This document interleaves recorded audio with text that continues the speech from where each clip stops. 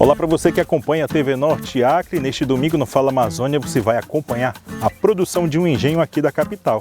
E também você sabia que o estado do Acre é um dos estados que caminha para a comercialização do crédito do carbono? Essas e outras informações você passa a conhecer agora no Fala Amazônia.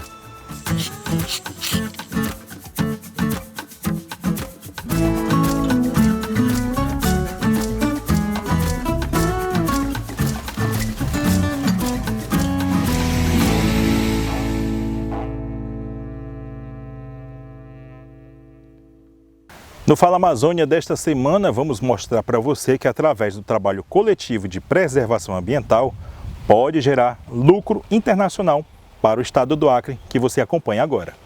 Não é de hoje que o estado do Acre vem buscando conscientizar as pessoas da importância de se preservar a natureza, não somente pela manutenção da fauna e da flora, mas pela possibilidade de gerar recursos para o estado através de investimentos internacionais.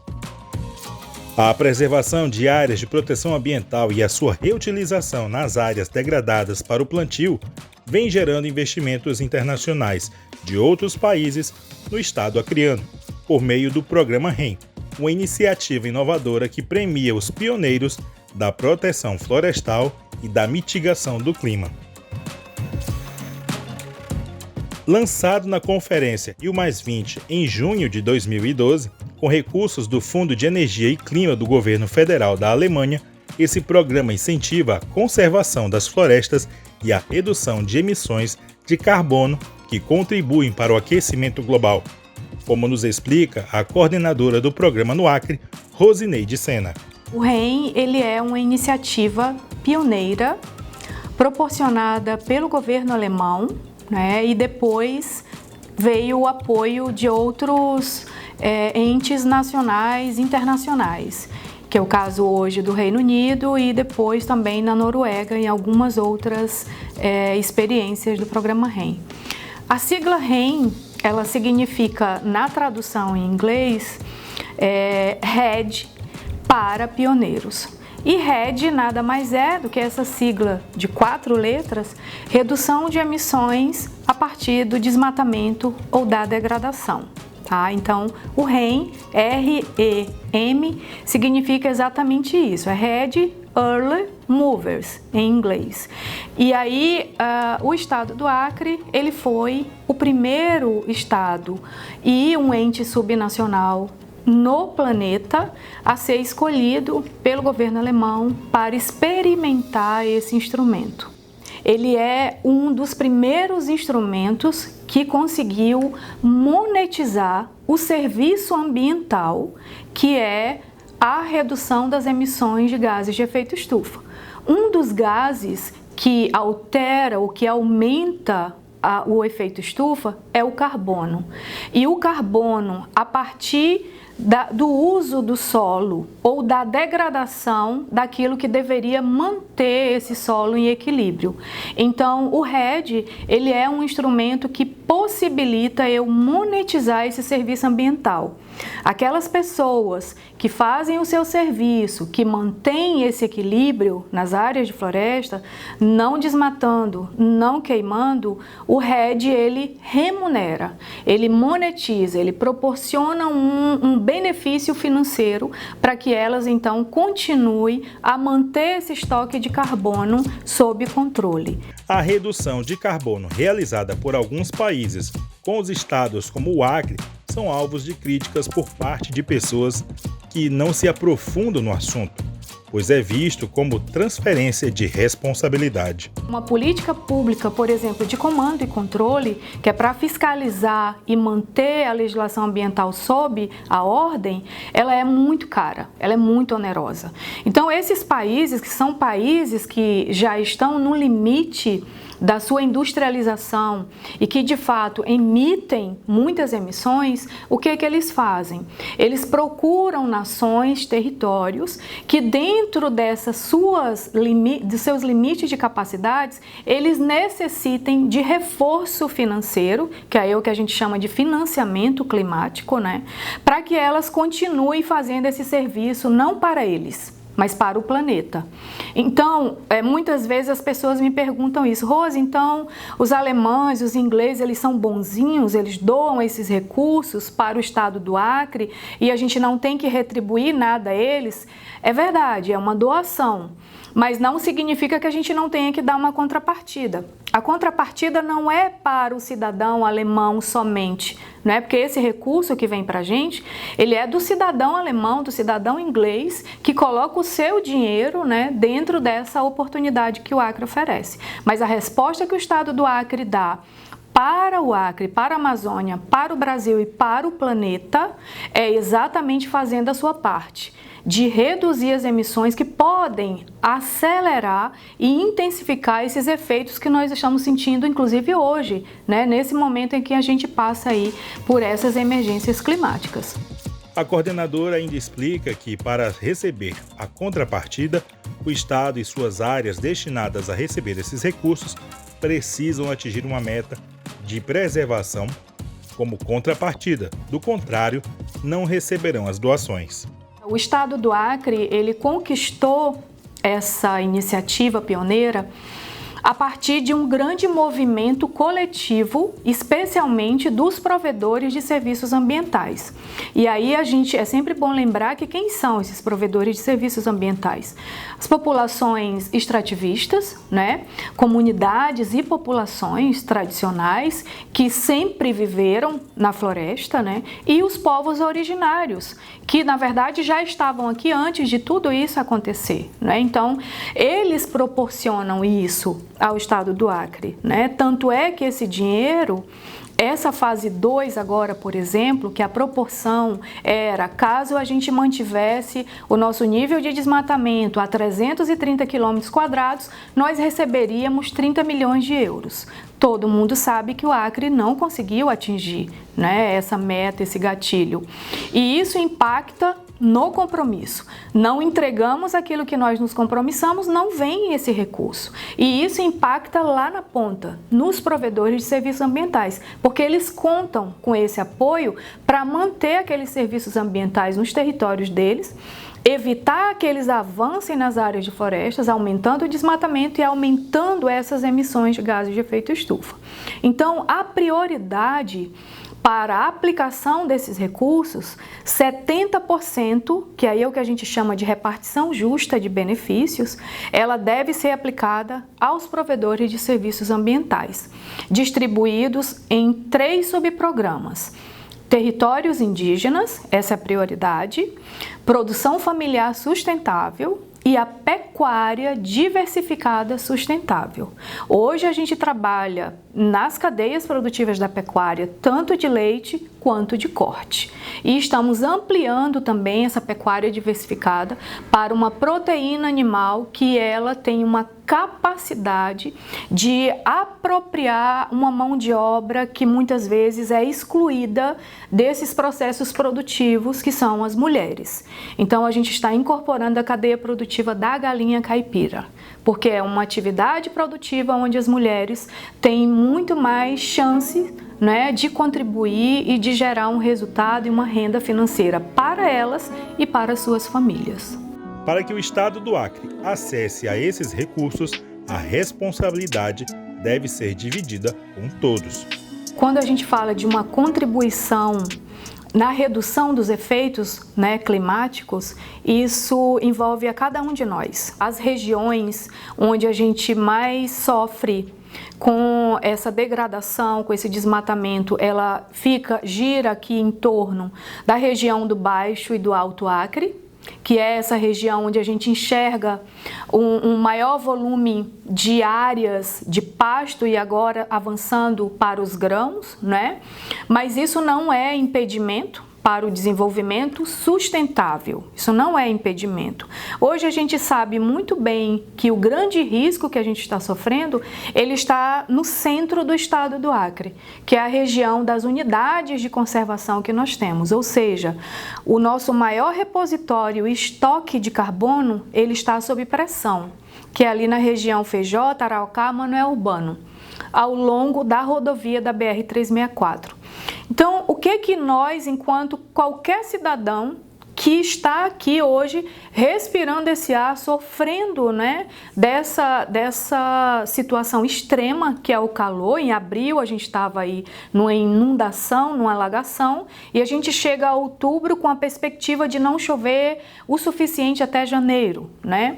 E o que a gente deve fazer? Primeiro é incentivar políticas públicas que nos tragam uma vegetação arbórea. Então, todo mundo tem uma calçada, tem um quintal, participa de movimentos que proporcionem e que motivem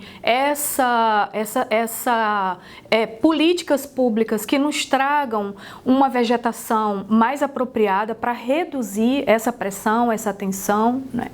Além disso, incentivar e educar as pessoas para tratar lixo, né? Evitar que o lixo urbano, ele é um lixo muito tóxico, porque você não consegue diferenciar aquilo que é vegetal, aquilo que é plástico, aquilo que é resíduo muito mais complexo, como aço, ferro, né? Então, esse gás e esse lixo que é queimado urbano, ele é muito mais prejudicial ao efeito estufa. A gente vive hoje uma crise geracional.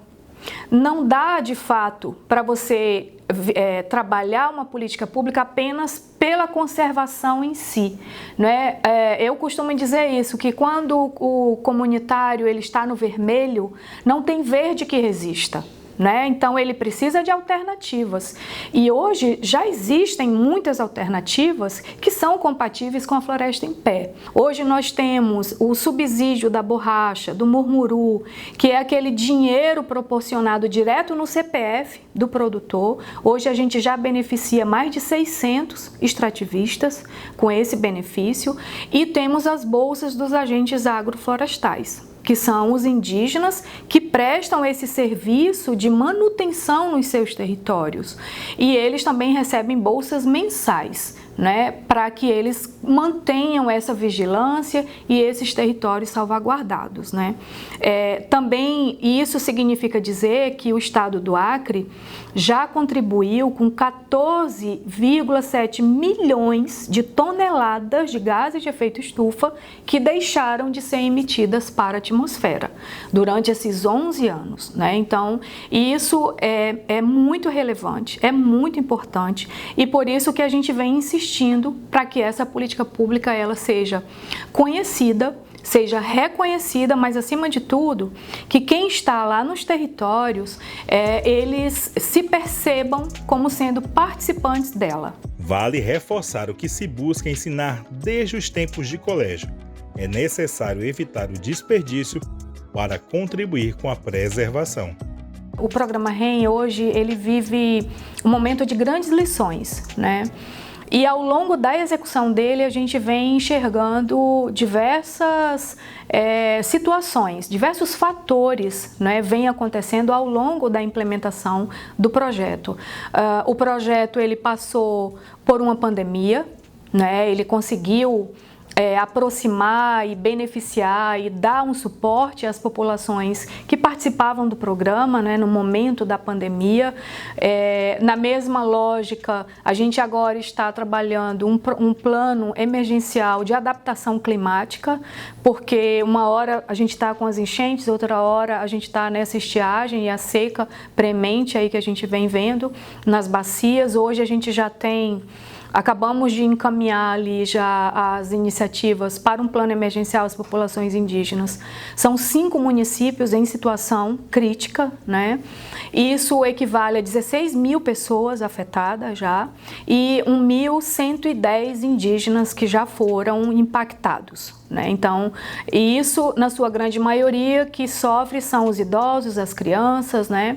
Isso tudo é um efeito de cada ato que a gente realiza no nosso dia a dia. Então, dizer para vocês que, na verdade, o que é importante num movimento ou numa política pública como essa, de que não há necessidade de nós destruirmos a floresta para o desenvolvimento. Pelo contrário, enquanto todos que colonizaram a Amazônia e chegavam aqui e diziam: na Amazônia não tem nada, Pelo contrário, a Amazônia tinha tudo. Hoje, então, o que a gente precisa fazer é reconstruir essa nossa narrativa de que, se a gente continuar se comportando ou atuando como se de fato a floresta não nos proporcionasse nenhum benefício, ao final quem vai estar sofrendo muito mais não é só quem dela ou nela vive, somos todos nós, né? Porque a Amazônia ela não é feita só de árvores, nem só de serviços ambientais, ela é feita de pessoas e as pessoas são as que são primeiro impactadas, né? Então isso para nós é muito importante, porque a mensagem principal do programa REM é dizer que manter a floresta em pé ainda vale a pena.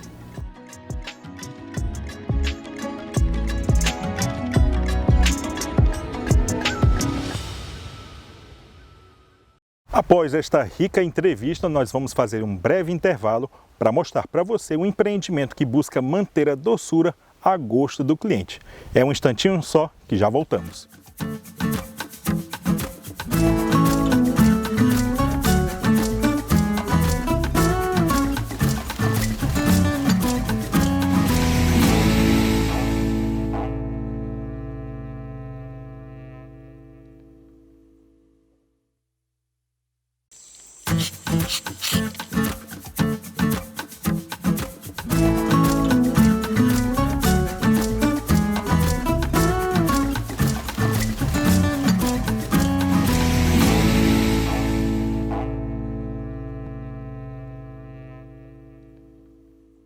Estamos de volta e você sabia que a maioria dos empreendimentos de agronegócios são familiares?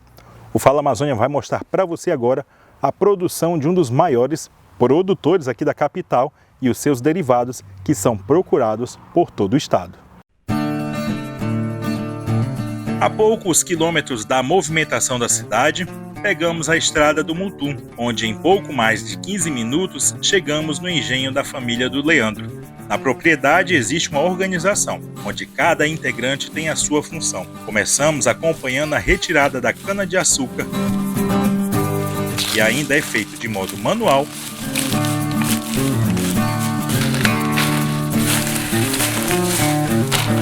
e com a ajuda de um carro de boi. A plantação não fica muito distante do engenho,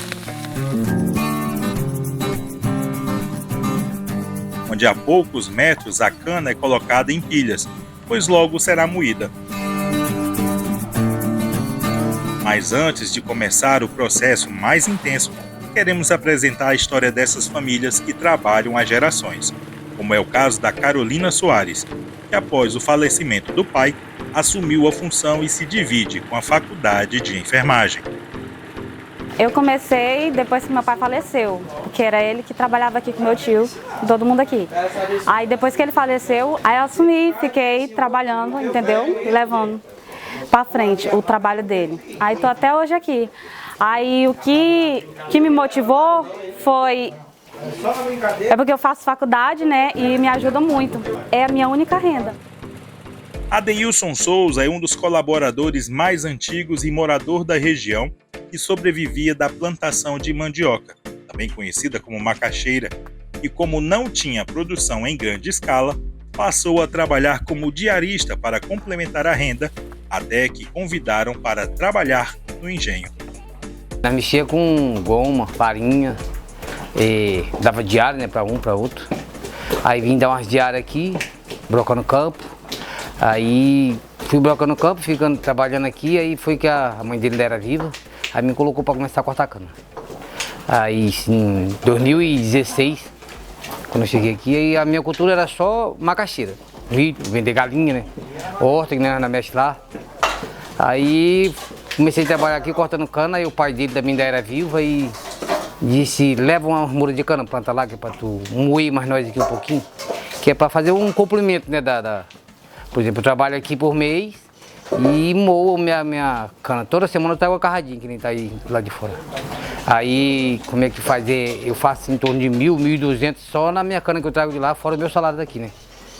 Quer dizer, então melhorou e muito, né? Que em vez de eu ter só aquele salário que eu trabalho um mês, eu tenho um outro que eu faço trabalhando para eles e faço o salário extra por fora.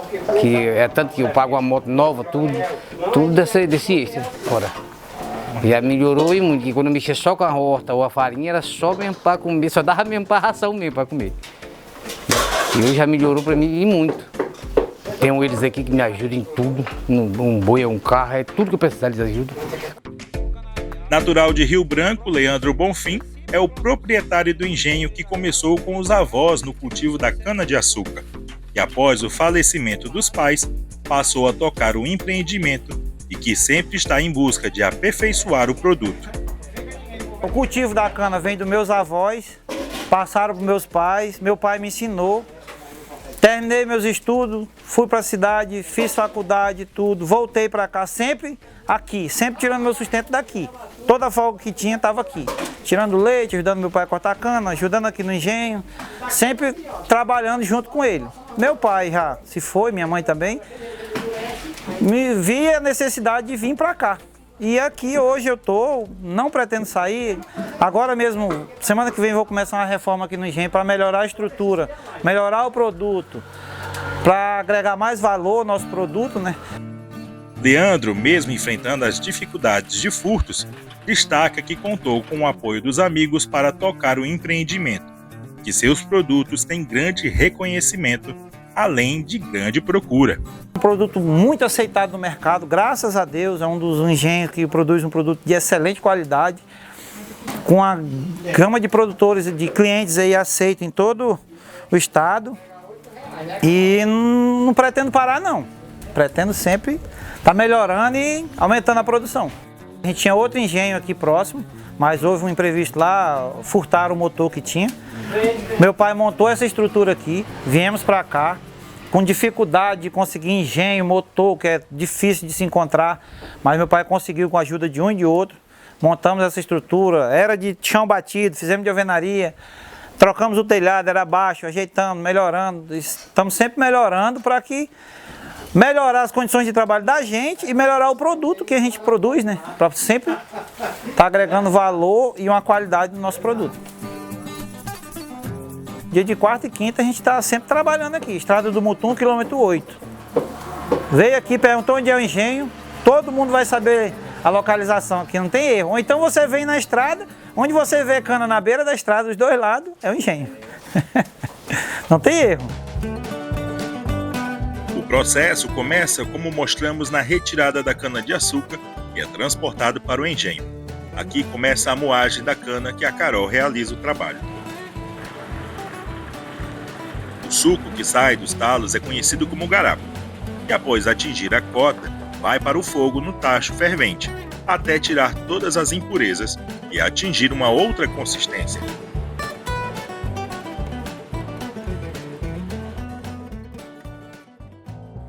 Ainda quente é colocado nas formas que darão o formato da rapadura.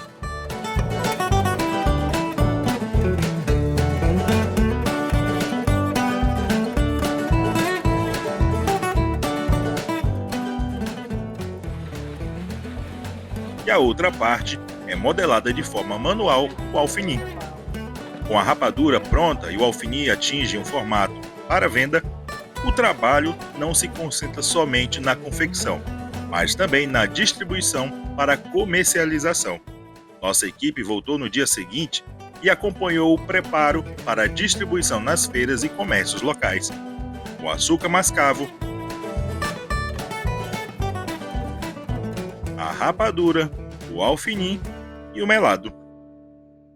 Muito bem, se você ficou com vontade, um gostinho na boca de ter um desses produtos, você pode encontrar em uma das feiras locais aqui da capital ou aí da sua cidade. Você sabia que a Princesinha do Acre, a cidade de Chapuri, voltou a comercializar a extração da borracha com países de fora e que está servindo como calçado? Essa matéria você vai acompanhar agora no Fala Amazônia.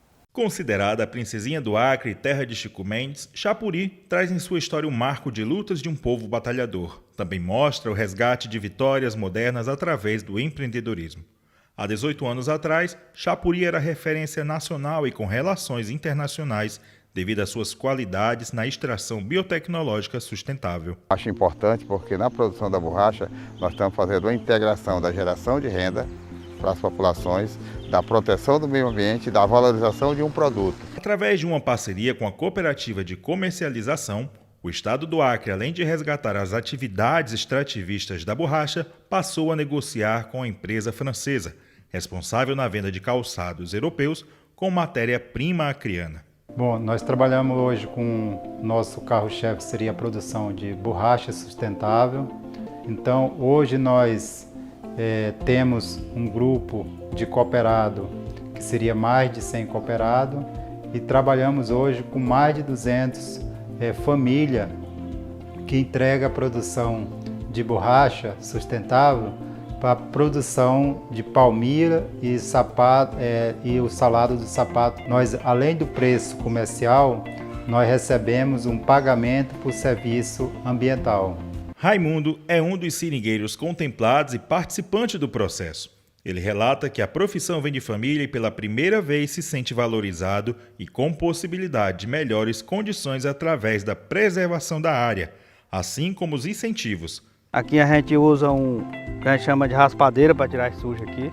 E aí a gente corta 2 dias ou 3 dias numa árvore dessa para poder recolher, que é para não ter muito sujo, né, no Cernabi, que é a borracha. Então a gente junta, quando chega em casa, lava bem lavadinho, aí leva para a prensa, arruma bem arrumadinho, prensa, para poder chegar a ter esse valor que eu estou falando. O preço hoje, se receber os 2 subsídios, é R$ 15,75, que é um preço bom. Nunca a seringa tinha chegado a esse valor, então é um preço bom. Quem faz 10 kg de borracha faz um dinheiro bom por dia.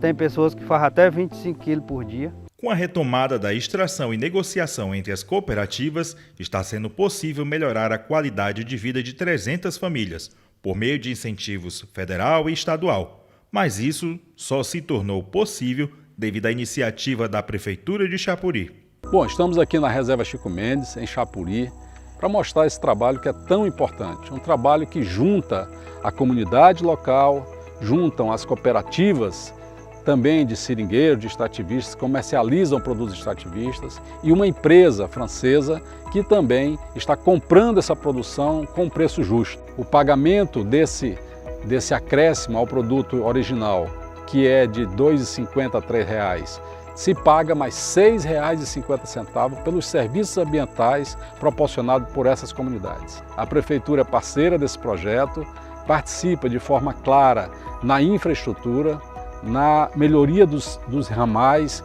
no escoamento da produção, com caminhões, com toda a infraestrutura necessária, e todos ganham, mas principalmente o ganho social e econômico que tem essas famílias é o que nos interessa, permanecendo aqui na floresta, conservando a floresta e fazendo com que Chapuri, que tem essa história e é um símbolo a nível internacional, mantenha a sua história de viver da borracha, viver de um produto que deu origem inclusive ao Acre. Somos parceiros e estamos juntos para que tenhamos uma Amazônia preservada, mas que a floresta dê dinheiro em pé, porque senão ela vai cair e todos vão perder.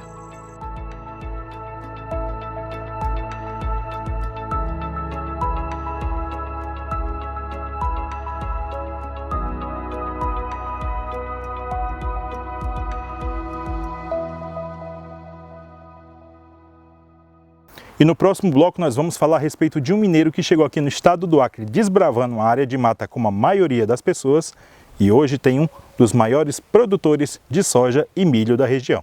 É um instante só.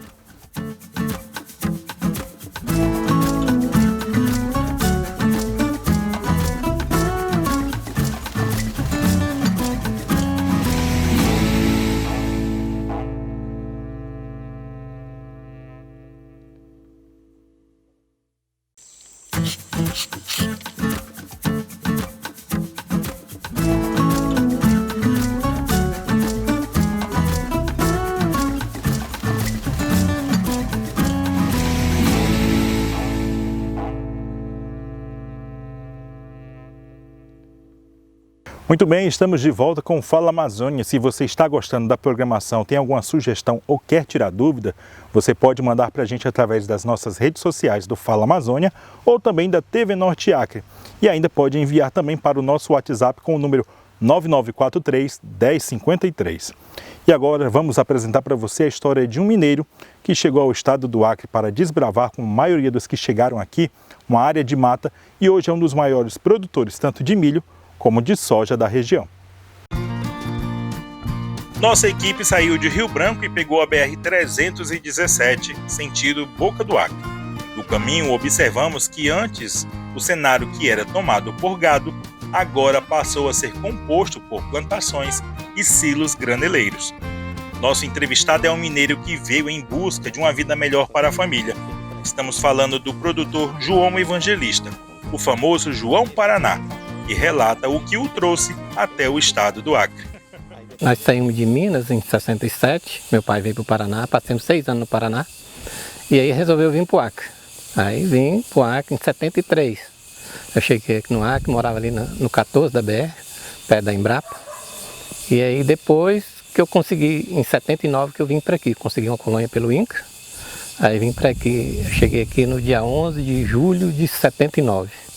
Tudo mata, não tinha estrada, andava de pé daqui para Rio Branco. Eu, a mulher e 2 filhos, né? E aí comecemos a derrubar no machado.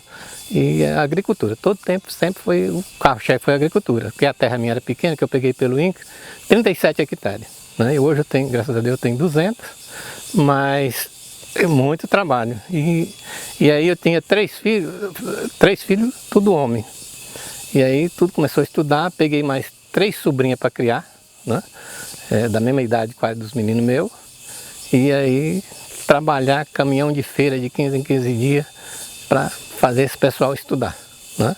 Aí graças a Deus conseguimos formar 5 na universidade. Né? Então foi uma luta, uma corrida muito grande. Né? E aí naquele tempo tudo era manual. Né? A gente fazia tudo, plantava arroz, plantei seringueira, tinha muito café e correndo. Gado, tinha um pouco de gado, uma coisa de um lado e do outro, porque senão não tinha como fazer isso, né? Porque geralmente o agricultor, ele tem uma coisa seguinte, os filhos que vai ajudando, né? E eu foi o contrário, os filhos foi para estudar, eu perdi essa mão de obra, então passei a trabalhar mais do que era necessário para manter eles lá. Aí deu sorte, tudo graças a Deus formou, né? Tem o Josimar, que é o vice-reitor, agrônomo, mestrado, doutorado, tem o Josinaldo, que é engenheiro civil, secretário de obra da Prefeitura de Cruzeiro. Aí tem o Josialdo, que é procurador da Receita Nacional, fez direito. Tem a Juscelia, que é engenheira florestal. E tem a Selma, que fez educação física. Então, graças a Deus, 5 conseguiu formar, né? E a gente tá aí nessa luta até hoje. Com a ida dos jovens para a cidade com a idade chegando, o produtor relata que também seguiu a modernidade e o trabalho que antes era feito de forma braçal e manual, agora era realizado por meio de mecanização, e também fala das dificuldades com a queda do valor da venda da produção, assim como alerta para a conscientização ambiental. Agora a gente mudou para o mecanizado, também, a idade também não dá mais para pegar no pé, mudou para o mecanizado. Tem muita dificuldade, né? Porque a gente está aprendendo, começou a plantar soja, plantar milho, uma hora você ganha dinheiro, outra hora você pede, você reclama, chora, vê. Né? Esse ano mesmo foi um ano muito ruim, nossa, uma perca muito grande. Né? O preço caiu demais, né? Tanto caiu a soja como caiu o milho, e aí tá, a gente tem bem, tem máquina, tem tudo, mas tem dívida. E isso aí não se torna, as máquinas, galpão, essas coisas não viram, então o agro não para mesmo não, porque não tem como, né? Não tem como você falar, vou parar e eu vou ficar com esse maquinário parado. Então tem que continuar. E vamos continuar, se Deus quiser vai dar certo. Então é uma luta. A seringueira eu tenho desde 81, né? Em 81 eu plantei 4 hectares, em 83 eu plantei 6, né? E agora, há 7 anos atrás, eu plantei mais 3.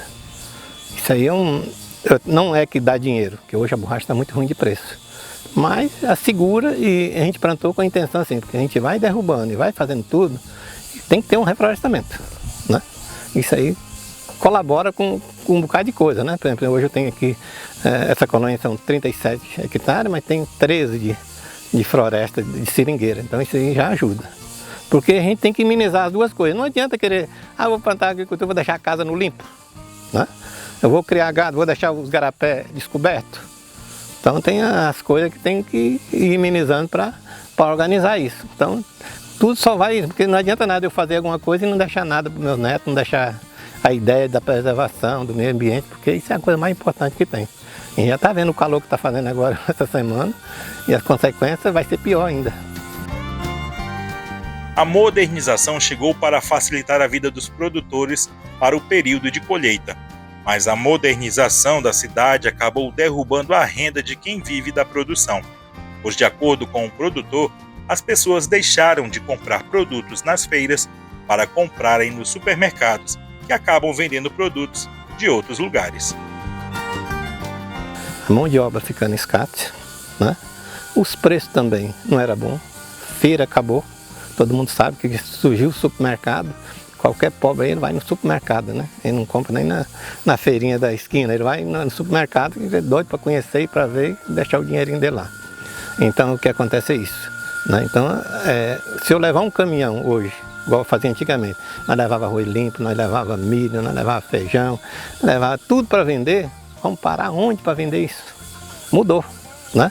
Hoje você tem que contratar supermercado, tem que fazer tudo. Então, a agricultura, aí apareceu as granjas, apareceu, no caso aqui nós temos a granja Carijó, que ajuda a gente muito. Então, nós precisamos de produzir em grande escala, porque o preço ficou tão ruim, porque se não produzir em grande escala, aí não tem como, né? Então, você tem que fazer isso. É por isso que às vezes gera perca. Nós tínhamos uma estimativa esse ano de vender o milho a R$70. Aí vende 50 e derruba qualquer um, né? Eu colhi 23 mil sacos de milho, mas aí 23 mil sacos você perder R$20 em cada saco, o prejuízo está aí. Então é mais ou menos isso, né? A soja deu para empatar mais ou menos, baixou muito, mas deu para empatar. Ele negociou antes um pouco, mas agora esse ano, vamos de novo, vamos começar de novo. Estamos tudo preparando as terras para entrar mais cedo, ver o que a gente pode fazer, cortar as gordurinhas de um lado e de outro para tentar recuperar, se Deus quiser. O poder público tem apostado na possibilidade de aumentar as produções de grãos como milho e soja. Na opinião do produtor, os investimentos ainda são tímidos e poderiam apoiar mais e melhor para colocar o Acre na competição com outras localidades.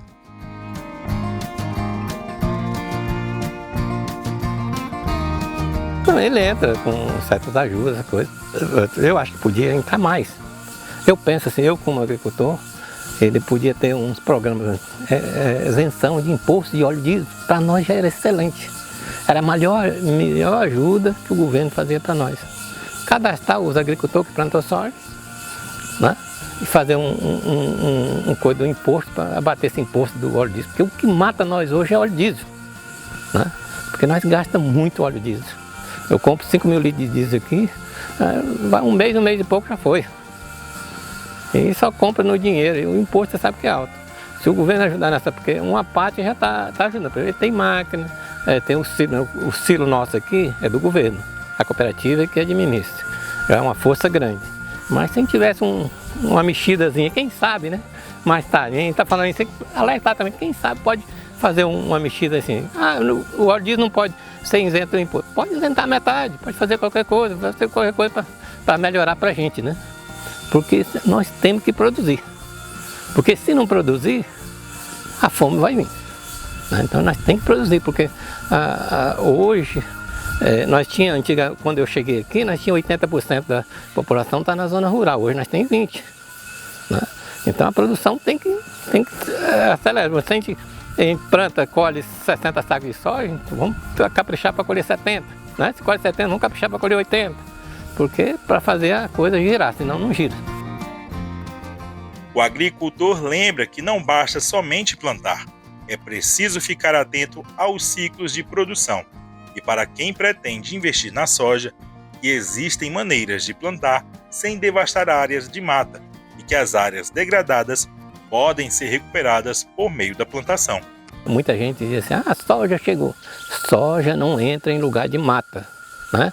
Terra derrubada de 2008 para cá, não tem como entrar, fica muito cara, destoca, muita coisa. Então a soja sempre é terra degradada, é um aproveitamento, né? E quem planta soja e milho, não vai diminuir, muita gente diz, vai acabar o gado. Não, vai acabar o gado. Quem tem as suas áreas, nem toda área dá de plantar. Tem lugar para criar o gado. Ele tem soja e milho para tratar, para fazer um semi-confinamento. Então tem várias coisas de mudar e de melhorar. É só a gente tentar, o governo auxiliar a gente em tentar alavancar isso, para que todo mundo tenha essa consciência, que aí a coisa vai dar certo.